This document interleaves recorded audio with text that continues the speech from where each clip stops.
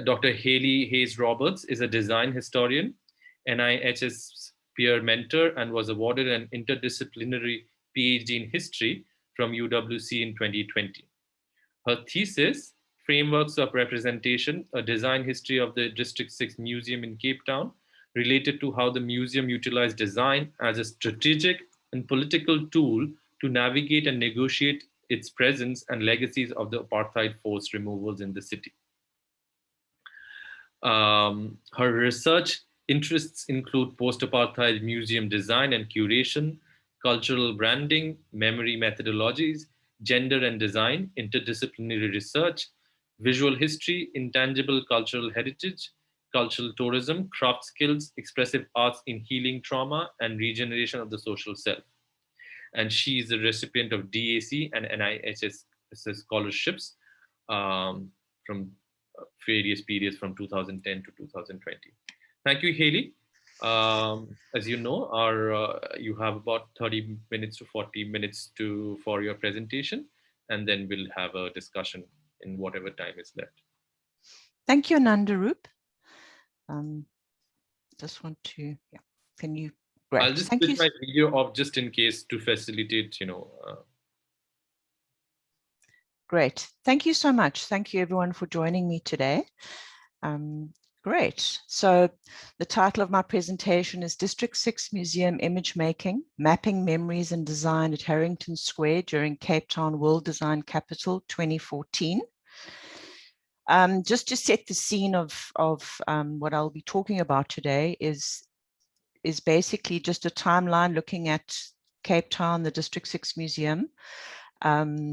So 1989, the Hands Off District 6 campaign and the District 6 Museum Foundation was formed. 1991, the Group Areas Act was abolished. 1994, the District 6 Museum in Cape Town was established, and it was to keep the memories alive, the memories of District 6 and displaced people everywhere, and support land restitution. 2003, we've got the Hands Off District 6 campaign. 2004, the 24 District 6 former residents moved back to District 6 after nearly 40 years. They were given keys, and Tabo and Becky handed over keys to new homes. In 2019, very recently, Keisergracht Street in Zonneblom was renamed Hanover Street.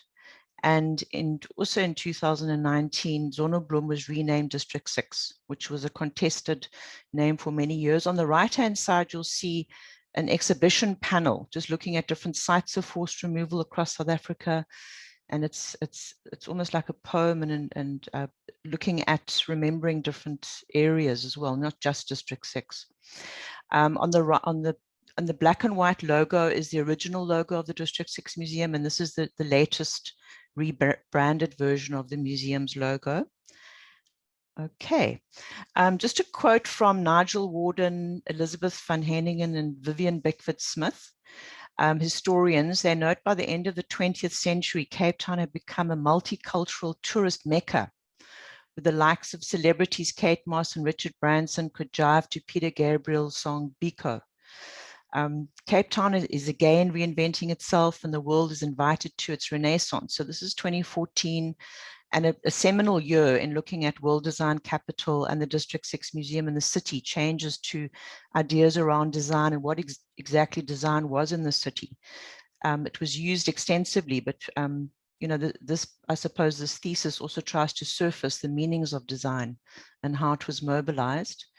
So District 6, in its formation, in its establishment, drew very much on certain specific methodologies, such as storytelling, memory rooms, oral history projects, inscription, biography, performance, craft aesthetics, and active citizenship.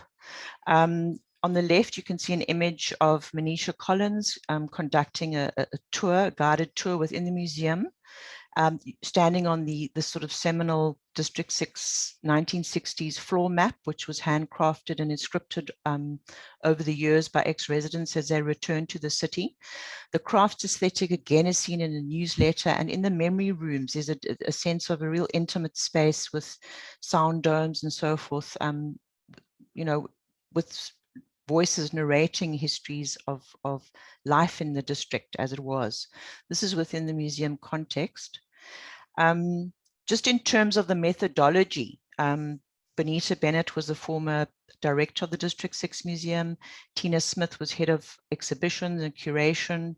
Christine Julius is head of the archive, and Mandy Sanger is in charge of, or education manager. So basically they state that the museum design methodology is premised on working within collaborative frameworks, brings together creative energy of ex-residents, visual artists, creative writers, performing artists, crafters, architects, academics, youth, many different groups of people in a very interdisciplinary manner. And it also gives contemporary expression to the rich cosmopolitan traditions of District 6. So in the museum, design is used as a sort of mediatory channel through which memory work can be innovatively interpreted and developed. Digging Deeper, which is the permanent exhibition, is quite an interesting exhibition to look at that when you look at design and how thousands of people had literally gone into the making of this, this exhibition and the former exhibition streets. In terms of its work, the District 6 works within 3 sites, a triangulation of sites, basically the site of District 6, the District 6 main museum in the former Methodist Church building, and then the Homecoming Center, also situated in Baton. So this was the District 6 Memorial Park. This was a place where 2 sets of forced removals had occurred at different times. So it was a very important part of how the site was engaged with by the museum and the ex-residents of District 6. Okay, now we come to World Design Capital, which was in 2014. South Africa was in Cape Town was World Design Capital. And just to give you a background, the International Council of Societies of Industrial Design, ICID, it's now renamed the World Design Organization, is based in Montreal, Quebec. And it basically selects a world design capital in recognition of a city's effective and creative efforts to use design for development, progress, innovation, many different spheres. And in 2009, the city of Cape Town started bidding for World Design Capital 2014. On the right, you can see different world design capitals. As they sort of were rolled out every 2 years, they were selected. Cape Town here is linked to the logo of the World Design Capital. So another way of sort of entering into this sort of time is looking at the trajectory as it led up to World Design Capital. So in 2006, Creative Cape Town was formed. It was developed by the Cape Town Partnership, which was funded by the city of Cape Town. In 2010, there was a Cape Town Design Network that was formed by key players, the Cape Craft and Design Institute and CPUT Informatics and Design Department. They were the main drivers of the network. And in 2011, there was a 465-page bid book themed Live, Design, Transform Life that was submitted to the ICID as a way of sort of forwarding, and it was kind of a design proposal for the city to actually bid for the title, almost like the Olympic bid that South Africa also went through at one point, which wasn't achieved, but this is a similar. So Cape Town was shortlisted in 2011, together with Dublin in Ireland and Bilbao in Spain. Quite innovative cities, and it was a heavy competition. This was all, I mean, a group came from the ICID to come into Cape Town to look at all the different projects. And it was a huge event in terms of the city of Cape Town. It really pulled out all the stops in making these people showcasing design in Cape Town. And then in 2011, on 26th of October, Cape Town was announced that it would be World Design Capital 2014. And this was hugely celebrated all over the place, especially within the Fringe, which was launched in 2012. And it consisted of rebranding the East City, which was basically part of the District 6 historic street grid at that time. still is. But in March 2012, there was a draft that was brought out called the Fringe Urban Design Framework, and there was a request to comment.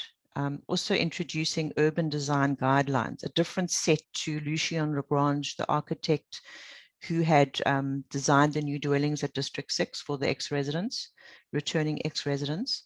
There were different principles that were included in this design, this urban design framework.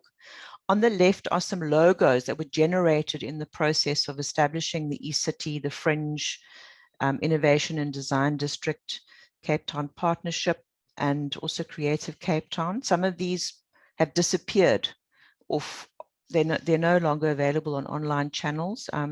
So I used a lot of the Internet Archive, the Wayback Machine, to actually trace back in time.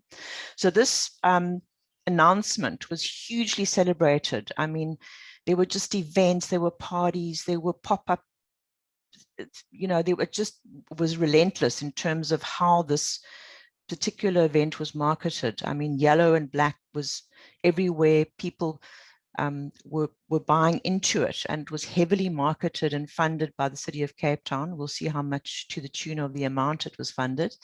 So there were different themes. The main theme was live, design, transform life. That was the main theme. And then under that, we had African innovation, global conversation, bridging the divide, today for tomorrow, beautiful spaces, beautiful things. And so an implementing agency was established, and a 40-manned or 40-person volunteer curatorial panel was established. As part of the agreement and the contract between World Design Capital and its ICED, it had to hold 7 mandatory signatory events, 460 official World Design Capital projects, 81 ward projects, and 77 Cape Town projects. The City of Cape Town allocated 60 million towards the budget in 2014 towards the success of World Design Capital.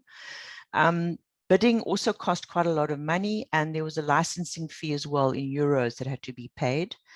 The idea was the investment would be leveraged by the winning city to attract private sector funding in establishing it and making a success of it.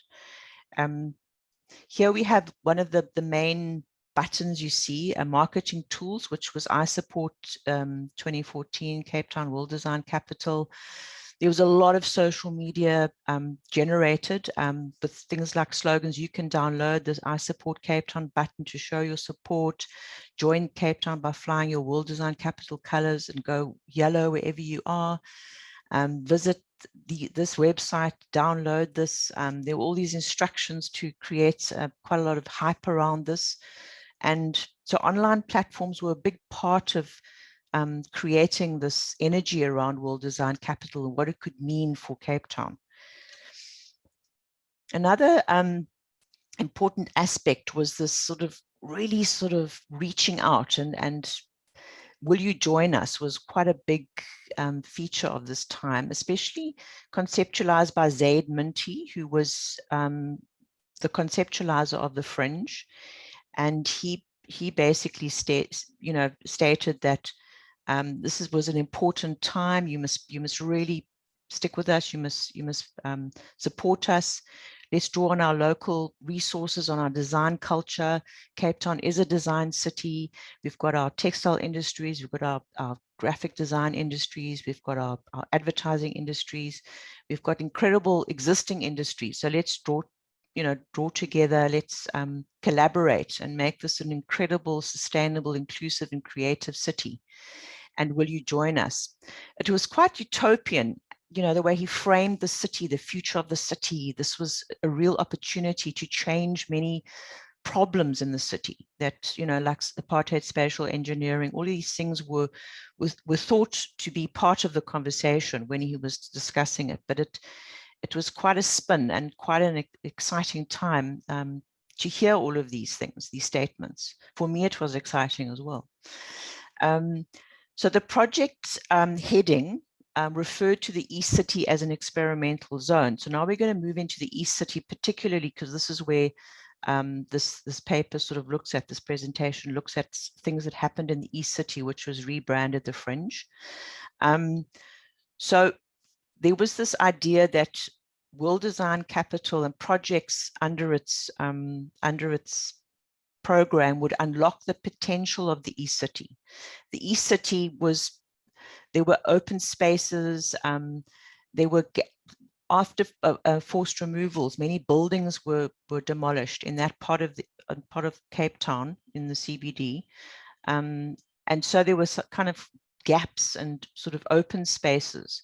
So I suppose, you know, this was seen as an opportunity to now really explore creative ways to stimulate the economy. The East City was described as rundown, which is very interesting because that's also what the apartheid government did in the 60s, and, you know, also said that the area was run down, it was a slum, it had to be demolished, and that was why, one of the reasons why District 6 was demolished. And they called the Fringe an urban laboratory, and to test solutions to the city's urban challenges. I found this very disturbing because it erased this terminology laboratory, kind of erased an understanding of the historic and social environment, but replaced it with notions of space as a prototype. Like what was happening there and who was there already wasn't sort of much consequence. This was a blank slate, sort of nothing happening. We're going to move in there and we're going to do all this incredible work with design. So instead, it was also global design was embraced as a theme game changer and ultimate problems to the solutions to this and solutions to the city's woes. And the CBD problems in the CBD were reframed as design challenges during this time. The District 6 Museum being in the East City, I'll show you a map later on of where the buildings are located in the Batencun Street. But there was a bit of, the museum reacted quite badly when Charlie's Bakery moved into this building, which was in Harrington Square, off Harrington Square. It was called the Baconstadt Jewish Store, and it was a landmark building in District 6. And World Design Capital statements had indicated this was an incredible example of design in the East City, you know, and you can see, and the District 6 Museum had also was very outspoken about how it didn't appreciate the way that the Charlie's Bakery had created these murals on this old and memorable building. On the right, they started producing a series of postcards looking at the landmark buildings. And this is number 3. On the left is some text that was at the back of, on the reverse side of the postcard, just giving a bit of a history of the building and the social histories, the Jewish histories of Harrington Street and that area were quite important as well. And yeah, they contested this kind of branding of buildings in such a way. The Fringe urban design framework was created by Guy Briggs, Urban Strategy, Planning and Design. He created it for clients, Cape Town Partnership, City of Cape Town, the Western Cape Government. It basically proposed extensive rebranding through World Design Capital design initiatives. And also it was a heavyweight document. It's I mean, there's no trace of it on the internet anymore, online, but it was beautifully crafted. It was professional. It was full of expertise and architectural terminology, and it was just beautiful. I mean, in terms of what it was projecting, very utopian, very high tech, very integrated in terms of technologies and so forth. But the museum felt that there was an absence of memory in this document and reacted to it by saying that, you know, where does the memory of the city, where do, you know, how do the returning communities to the city or claims around the East City feature in this? The museum didn't feature very well in this document. It was just touched upon. But I personally felt that I just try to figure out why were they excluded from this document, which was of seminal publication, of expensive seminal publication. And I thought perhaps that the idea of a museum as a design authority was not acknowledged or contemplated or accepted by the compilers of this, this urban strategy by Guy Briggs. Also the notion of the category museum by the compilers. Also, perhaps they had a stereotypical idea of a museum being a static place where you look at objects and you know that's the main narrative through the text and the object, and they couldn't really sort of see the museum as an urban design player or having knowledge of urban design and feature in urban design anyway. So they declined, or they weren't able to include intangible heritage, you know, memorialization, contestation, or anything, which was at the heart of the museum project. So the museum was kind of sidelined in terms of being featured in this publication or in any of some of the, you know, briefly, but not to the extent that it had been in that part of the city for many years, since 1994. So the museum began to hold discussions with members of the city and the province, and also implementing agencies like Cape Town Partnership about these problems. And it emerged through conversations and discussion that heritage was not a priority.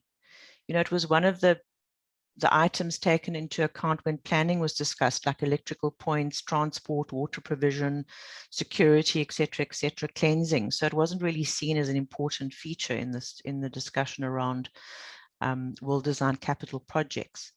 So the museum argued it's retaliated in terms of providing comments and responses, and it argued that District 6 and its memorial, the museum, represented a symbol of 42 sites of forced removal along the foot of Table Mountain. It also brought up the notions of uneven politics of place making relating to parachuting this concept into the East City, which resulted in an uneasy social and political discomfort felt by the museum. Politics of space at the center of the discomforts related to how proponents of the Fringe should not try to rename an area which is in the process of reclaiming a very contested name, which was District 6, and where history helps us to make sense of the current landscape of our city. The museum had itself proposed a District 6 cultural heritage precinct, which was in the exact same space as the Fringe was proposed. So that's interesting to see how different parties were fixated on the East City as a space of opportunity and also kind of expansion. The museum further stated that many of the requests for our participation in the development of the Fringe failed to acknowledge the important role we play in reconstructing the memory of this part of the city through our internationally recognized work. We were never asked to participate in any significant way in the development of the Fringe, but always were asked to rubber stamp and provided a marketing space for the already conceived concept. So they were very critical of the processes leading up to this and called for deconstruction and a critique relating to many of the constructs that World Design Capital conceptualizers had brought with them into the space. During this time, the city also decided, in this flurry of rebranding and design, the city of Cape Town also rebranded. They spent 313,000 plus on rebranding, a new institutional profile, and the new slogan was "Making Progress Possible Together." Historic sites were rebranded, like the historic clock tower was branded in the yellow Pantone C109, which was the official color of World Design Capital 2014. But histories of the city, technologies for production, exclusionary modes, and also any kind of histories, you know, even the design histories in South Africa or Cape Town were completely ignored by World Design Capital planning. So the museum decided to employ what is called tactical museologies by Buntex and Karp. They started utilizing world design capital terminology. They started utilizing design describing terms to forward its own agenda.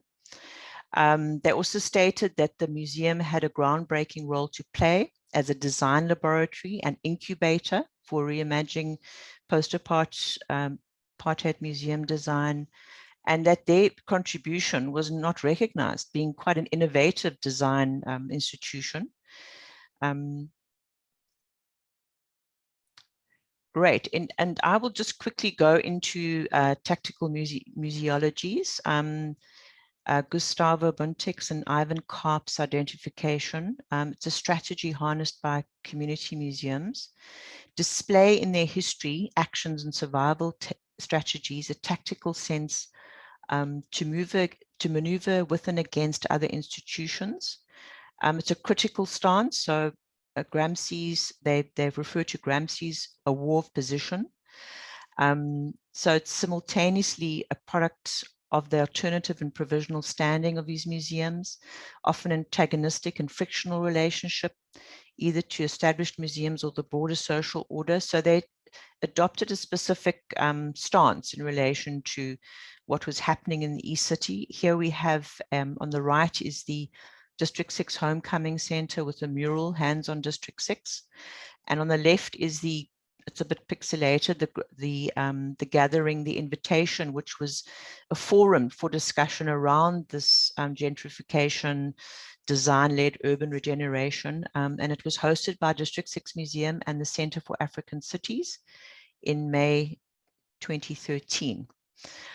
We have different panelists. There was Bonita Bennett, the director of the museum. There was Ismail Farouk, who was part of a research at the African Center for Cities, the City Lab, Public Culture Lab. We have artists and also World Design Capital, Creative Cape Town representative Andrew Patter, and there was global gentrification scholar Kai Berthold, looking at the gentrification with CPUT students. Many questions were raised during the discussion, and many of them were discussed at length and continue to be thought about after the event. Ismail Farouk brought up an important concept of conflicting rationalities, where he looked at the fringe being, is it an effective, institutional framework to drive social transformation, or does it, by its nature, entrench legacies of segregation and dispossession that characterize the histories of Cape Town? And, there were different sort of takes on it, but Bonita Bennett was very confrontational in terms of what she said. She said it's an edgy, current, catchy term. It's very trendy. It excludes, it excludes people from the city. It creates more marginalization. It pushes people to the edge just by its terminology, the fringe, although it was meant to be very catchy and very sort of trendy at that time. My own personal take on it was that, there was a nightclub called the Fringe in that part of the city that burnt down in 2000, and two well-known people in the area, known to everyone, died in that fire. And they were there for 14 years in that space. And to use this name, the Fringe, was quite shocking to me when I heard that this place was being renamed or rebranded the Fringe. Andrew Pacher was very sensitive around this, trying to bridge the divide between world design capital projects and intentions and objectives to the spaces of the East City. And looking at cultural regeneration. And he proposed a temporary transformation in Harrington Square parking lot, and to try and sort of include different role players and stakeholders in the mix at the moment, with World Design Capital. And this is Harrington Square. This is an aerial view of the square itself. On the top left, you can see the roof of the District 6 Museum, and to the right is the other District 6 Museum building, which is called the Homecoming Center. And this is a city leased parking lot. You know, the Woodheads manage it, but it was a site of forced removals. And Dwayne Jethro was quite, when he looked and you know, he was part of the audience on the night of that event at the museum. And he speaks about the logic of time and how these developmental initiatives always alter time, and they push time into the future, and they create these disenfranchised, you know, spaces, because it's always about future redemption, and there's a real opportunity for speculators and people with capital who come in and really take over these areas without attending to the histories and social life of the area. So I just quite like this this quote by Dwayne. At Harrington Square during this in 2014, one of these yellow square frames were installed. I personally don't like them. Many people love them, so maybe I don't know. I don't like them at all. But Harrington Square this is one of the World Design Capital projects, and it was designed by Porky Heffer. I think my time is moving on, so I better move along before I run out of time. All right, this is some of the postcards produced by the District 6 Museum. There were quite a selection, but looking at different buildings that were destroyed. The Holy Trinity Church was at Harrington Square. There were print works. You can see on the right, there's a little yellow area that's marked on a map. And those were the buildings that were used to be on Harrington Square. So the museum was looking at those spaces, trying to create dialogue with the public and by looking at other buildings in the area and memories of buildings people had. So as a tactical response, the museum, as I said, included the words design and lab, and started working with Andrew Putter to reimagine the space in Harrington Square, which is part of the old urban fabric of District 6.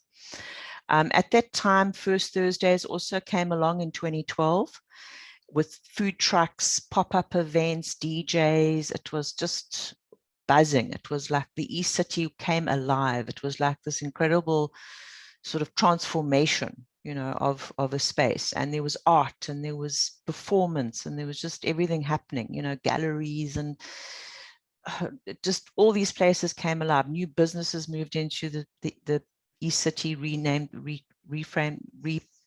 the Fringe in 2012. But the museum's agenda for the space was a politics of recovery. It was very different to the agenda of World Design Capital. So using their community network of artists and filmmakers, students, community leaders, ex-residents, they really wanted to look at Harrington Square as a space where people were moved from, and there were memories associated with buildings, with streets, and so forth. And they wanted to focus on that element. This is the poster in the center for the event in September 2014, which is Heritage Month. And many events. It drew upon Peter Clark's artwork Homage, which was seen in the unveiling of the gate in 2014 at the Homecoming Center. A beautiful gate. And on the right is a T-shirt, because the District 6 Museum had also then been in existence for 20 years. So it was celebrating its 20th year, but also then utilizing this artwork by Peter Clark in different design formats across different media. So the District 6 Memory Design Lab inscription event happened in Creative Week, because obviously Creative Cape Town was also part of this event. We see the young curatorship project within the museum using youth to select from the archive images to almost curate the event. There was inscription on fabric, and it was quite an exciting space and event, how this parking lot had been transformed. There were performances by people like Emile X, which he was part of Black Noise, which was banned during apartheid. A lot of the lyrics relate to conditions on the Cape Flats, identity, and also youth development. He's a very dynamic man and an author as well. So there were different sort of stances around and approaches and sort of reflections on what was happening. You know, obviously Cape Town Partnership had a specific point of view to see how this had East City, the Fringe, had become quite an experimental zone, and a lot of students were working with the space. It was very productive in terms of creativity, in terms of architecture students, discourse of art students were brought in by Andrew Putter. So there were different photo voice projects. There was so much happening. It's very hard to sort of condense it into this presentation, but it was quite exciting time in that area. Rory Williams states that, you know, it was quite an interesting, the way these sort of explorations and these art projects and these sort of collaborations and synergies occurred, that it was quite unpredictable, and how the city was reshaped through all these different interactions and synergies. Now, post 2014, the District 6 Museum, obviously being involved and seeing the implications of World Design Capital, this global event that arrived in Cape Town, it shook everybody up, it challenged people, it made them think about design thinking and all these other ideas around design. It started collaborating with Ogilvy Mather Cape Town, which is an international branding and advertising agency. Which developed print campaigns and branded mobile storytelling suitcases. On the left was a newspaper that was produced, that was actually inserted into all the newspapers across Cape Town. And it was called "What If District 6 Had Never Been Demolished?" So it was kind of an idea that, you know, if District 6 continued, it would be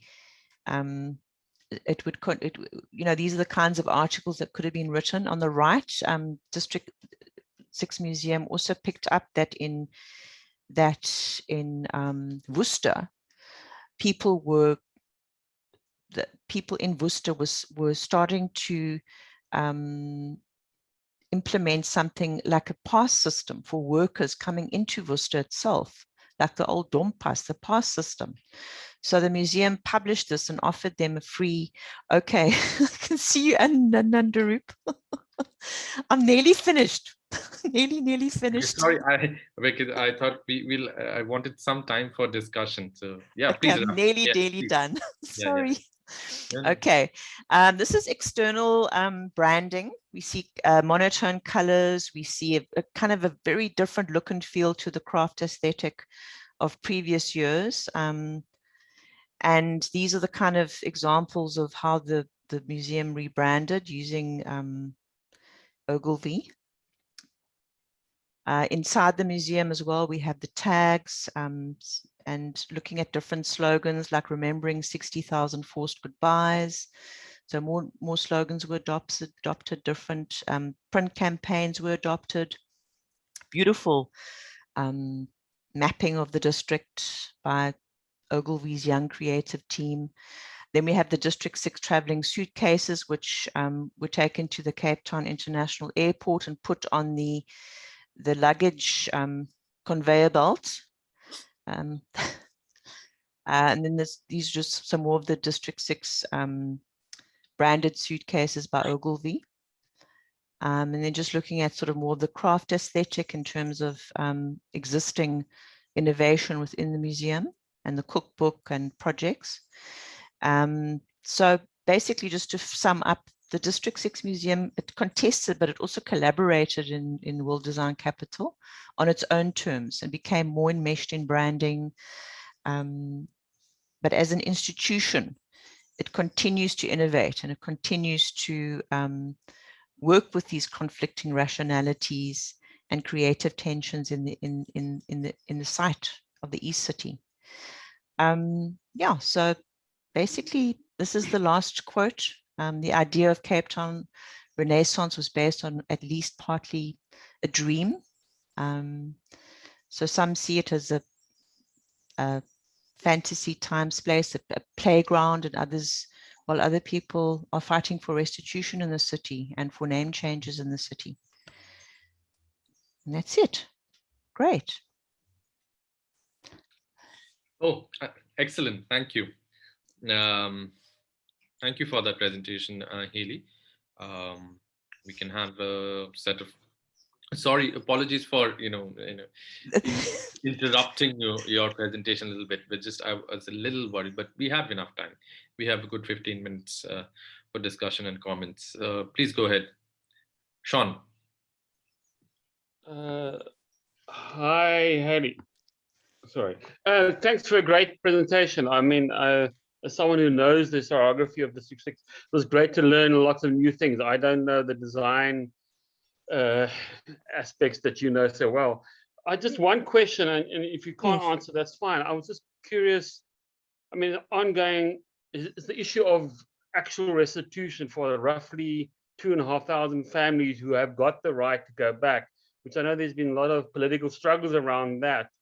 But how the struggles around getting those families actually houses, as far as I understand, only a few hundred houses have been built in this space. But how that set of issues plays into urban design memory debates that are happening. If you can't answer, I'm curious. I'm sure it does feature in some way. Yes, no, of course. Thanks for that question, Sean. Thank you.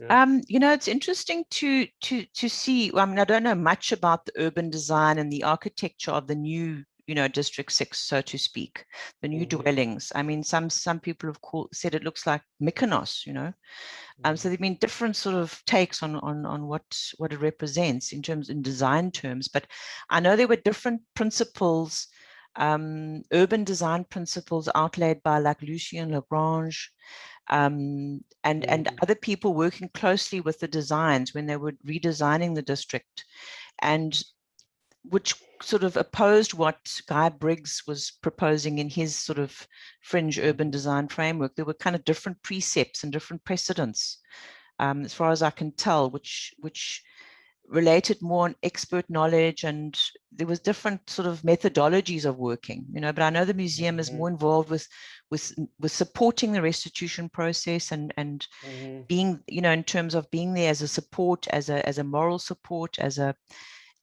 site people visit often. I've often heard ex-residents coming into the museum and saying, this is my museum, they claim it. This is my space.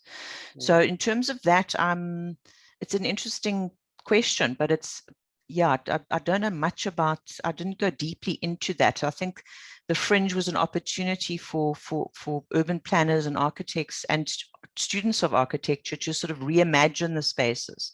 So there are a lot of beautiful and interesting designs that came out of World Design Capital projects that are showcased in that quite heavyweight draft, that proposal that he put forward, Guy Briggs, the framework. So if I can get a copy of it, I'll share it with you. Okay. Okay.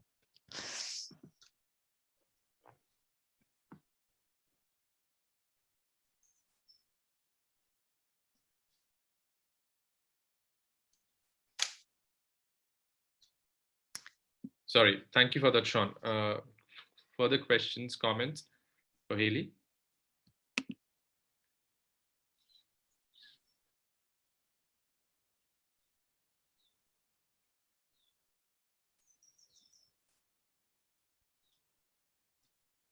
Okay, I'll, while people are still processing and thinking about, I have a short question. I'm just curious about, I mean, I found it quite interesting that you ended on that note that Ogilvy was also a part. I mean, as I understand from some of the last slides that or images that you were sharing, I was wondering how, I mean, obviously there is a certain kind of arrangement and assemblage of capital around the restoration project as well. So I'm just wondering how you make the difference in terms of conceptually or in your work, make the difference between the kind of neoliberal city that the Fringe represents and the kind of capital arrangement that is used to kind of counter that aspect of that vision of the city. I was just wondering about the funding structures. In a certain way, they both inhabit the same neoliberal city space and structures of funding or do they? So I was wondering about that. At some level, there is also a lot of the institutions that are being deployed, and the kind of advertising institutions like Ogilvy, etc., and they get involved. So I was curious about the arrangement of capital in the kind of restitution of memories. Thanks for that question, Anandaroop. I do know, if you look in the sort of the annual reports of the museum, you will see that they did receive funding from the City of Cape Town during that period.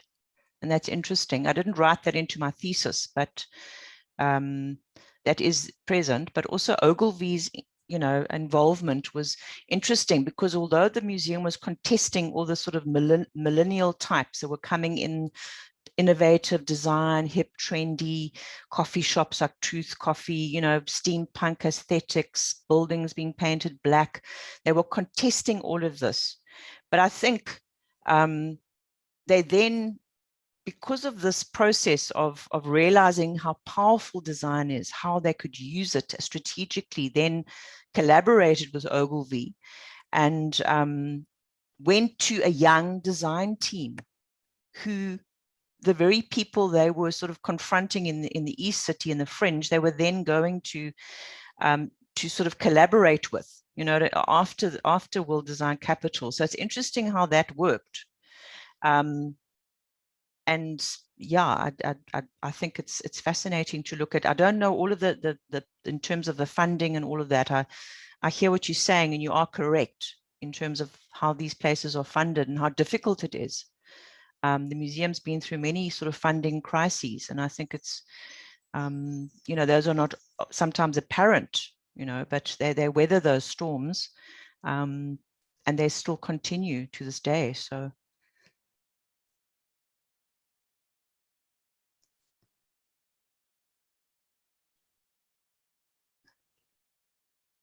You're on mute. Oh, I'm so sorry. There are a couple of questions. I think one from Carolyn and then Sandile. Thanks very much, Hayley. I wanted to use the opportunity to ask you, just give us 2 or 3 of the big takeaways that you have from all of this, because it's such a rich spread, right? So I've been trying to think about all of that together.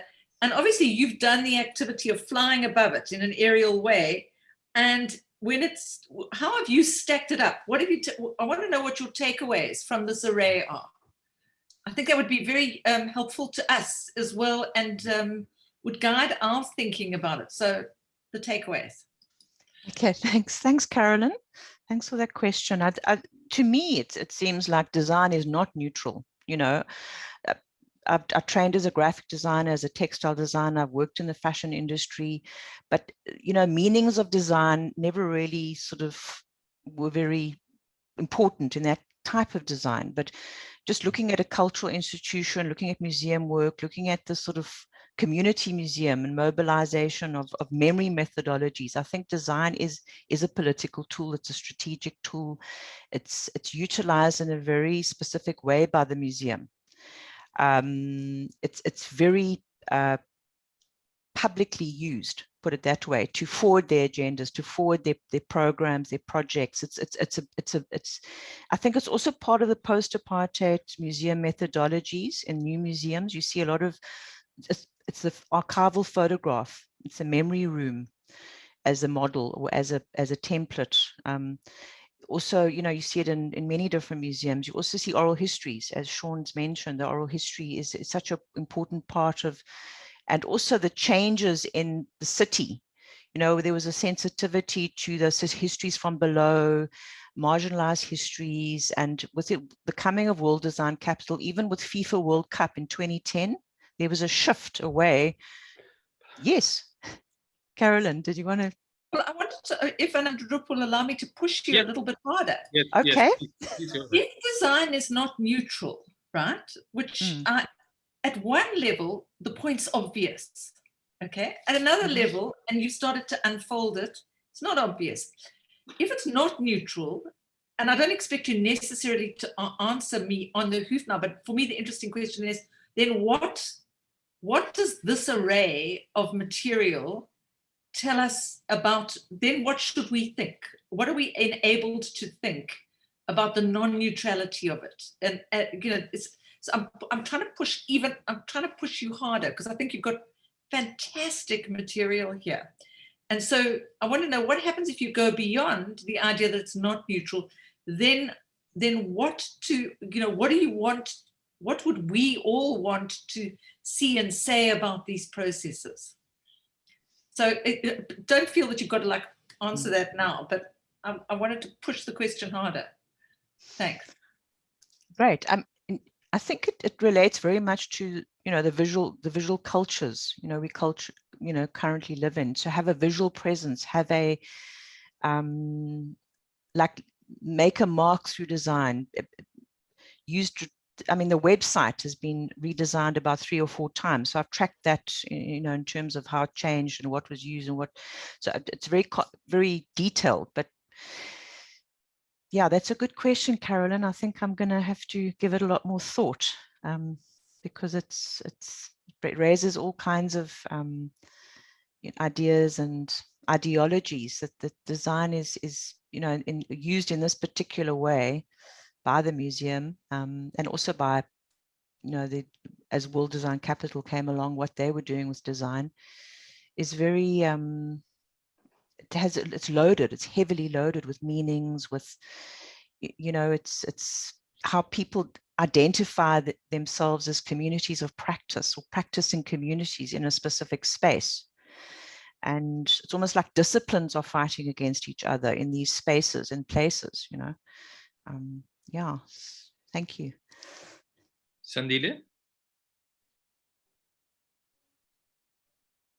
I don't know if you can hear me. Sandile, you had a question. Maybe you can ask the question. Thank you very much. Thank you very much, Hayley, for a wonderful presentation. My question is basically relating to the possibility that, and I'm not saying this is what you're saying, possibly you're not, but perhaps it is implied, it's obvious.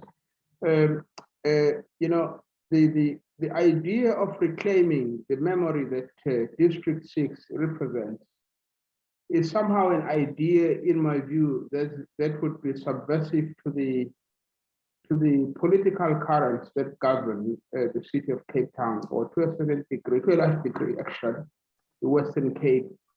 And I cannot think of any image in contemporary South Africa other than District 6 in Cape Town in particular, that symbolizes some of the brutalities of the recent government we had in South Africa, the apartheid state. So there's a sense in which it is almost contradictory for the museum to breathe within the current ethos of what I regard as the politics and the spirit of the city of Cape Town and the Western Cape. So in a sense, I'm trying to get from you, what is your reading of the situation? Is the museum seen in a light that says we need to return to this dark space in order for us to walk into the light together, in line with the ethos of social cohesion, social justice, and so on? Is there a seriousness on the part of those in power to make use of the space in those terms, and not just a reliance on the spirit of the people who say this is home because somehow their families or themselves directly are linked to the space and what it represents? Thank you. Thanks, Sandile. Thank you for your question. Yeah, I think the museum has always remained independent. It's been, there've been many talks between government, national government, local government, to incorporate it in the provincial museum network and become a provincial museum. It's always resisted that. It's always wanted to remain independent, to have, work on its own mission, and have it, set its own agendas and fund itself through different partnerships and different sort of funders. So in that way, it's kind of a site of activism as well, in terms of being very outspoken and controversial at times, in terms of what's happening with at District 6. And I know the ANC and the DA have both utilized District 6 as sort of like a political context to their sort of, during elections or whatever. There are different sort of people from different political parties who want to be photographed with ex-residents, or there just seems to be that happening as well. In the past, it did happen quite a bit. I've seen quite a few images like that. But I think that the museum is dedicated, the staff themselves. I mean, it's very complicated, but if you actually meet the staff and you understand their own lives and their own histories, you get a sense that this is a calling. It's not something they do as a job. There's a different level of commitment to the ex-residents. It doesn't work like a normal museum, and I say normal in inverted commas because the museum is a very emotive space, and it doesn't memorialize in a very it doesn't have a big collection. It uses voice. Voice is also used as an element of design in the museum. Sound, it's very intangible, and all these intangible qualities are not can't be fixed. They're very difficult to sort of attach measures to, or to measure in terms of quality. And that is, I mean, I've been into the museum over the last years pre-COVID, where it is so packed. There's no fresh air. You cannot breathe in that space. It was so popular compared to other museums. You go to other museums and there were few people there. You know what I mean? So I mean, there's just so many aspects to what the museum does, or the museum also represents an ex-resident community. So there's a whole set of dynamics and psychologies that go on in the museum, and it's very interesting to be in the space and to sort of. I worked at the museum, I've been I've had a long association with the museum, so it's quite for me, it's interesting to see design in that sphere, not knowing really what design could do until I entered the museum. So we have time for one final question. I think Abdud. Okay. Abdud, would you like to just ask your question? Sure. Thank you so much, Hayley, for your presentation, and Anandarup just for allowing me to answer the question. I think some of what I've been saying was answered by Hayley, but I think my question was, what is the intergenerational challenges of the younger generation taking on this conceptual reimagining of District 6? So mainly about, you've spoken about how the museum was full, but I think the recent history with COVID-19 and the government's taking on this image of District 6, but at the same time, it's facing the same challenges, the same neoliberal violence of museums and of memory. So how do you think that interacts with the image of District 6 with gentrification and all these kind of aspects happening, while at the same time the museum is trying to keep alive a history? Is that question clear? I hope. Thanks, Abdul. Yes. The museum, through its involvement in renovating 2 buildings in Bateman Street, was also sort of complicit or involved in gentrification of the area. They don't see themselves as complicit or acknowledge it, but in terms of surviving in the city and creating space for the returning community, and also intergenerational work is a big part of how it operates. The education programs, the sort of the spaces the museum works in is not just District 6. It's way beyond that. I mean, they work in many different spaces along the Cape Flats, in the city of Cape Town, internationally. So it has a broad footprint, but even the generations, the young generations of District 6 residents, the children or the grandchildren of District 6 residents have, you know, I've noticed that many have tried to sort of unpack this in quite a creative way, through writing, through filmmaking, through poetry, through rap, through different expressions of and interpretations of memories that their parents or their grandparents hold. Some you know, grandparents won't speak about their memories. So there are all these different dynamics within families. And the museum, I think, tries to hold this. You know, it's all of this, tries to really be a force to be reckoned with, you know, establish itself as widely as possible. It relies on people's support, and it relies on different publics to come into the museum or participate in the museum programs. It's quite a dynamic space I've encountered. I mean, there obviously are politics, but there's something very dynamic about this form of remembering and inclusiveness as well. So it's yeah. I wish we had more time. Thank you, Hayley. Yeah, unfortunately we actually overshot. But thank you, everyone, thank you, Hayley, for your time and your presentation. I think there are quite a few interesting comments in the chat box. Okay. You can have a look at it later. Carolyn actually has a very interesting comment there. I think generally, some of the comments we're trying to ask you to think of the infrastructure of this emotive space with the infrastructure of the city. I think what Sean began with. So that intersection would be useful in terms of thinking about the histories of contemporary history of District 6. Nevertheless, thank you again for your time and your presentation, and everyone. This is our last seminar for this term. We'll have another series lined up for the next term, so please join us then. And thank you, everyone, for just being there for this term. And we'll see you in hopefully soon in August. And have a good end of the term break. Thank you. Thanks a lot. Thanks, everyone. Bye. Bye.